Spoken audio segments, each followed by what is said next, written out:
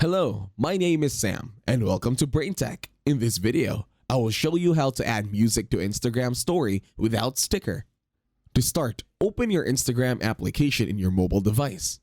On Instagram, click on plus your story on the upper left. And then, this time, scroll down and look for any photo or video over at your gallery.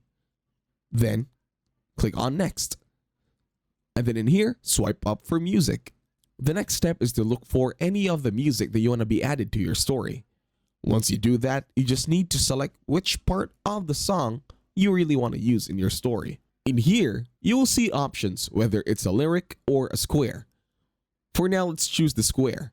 And then we are going to minimize it as much as we can so that it will no longer be visible for our posting. Then the next step is to drag it to the leftmost part of your story so that it's no longer visible. And as you can see, you can barely see the sticker coming in from the music. Now all you need to do this time is to post the story as is. And that's it. Thank you very much for watching. Please leave a like, share, and subscribe to the channel.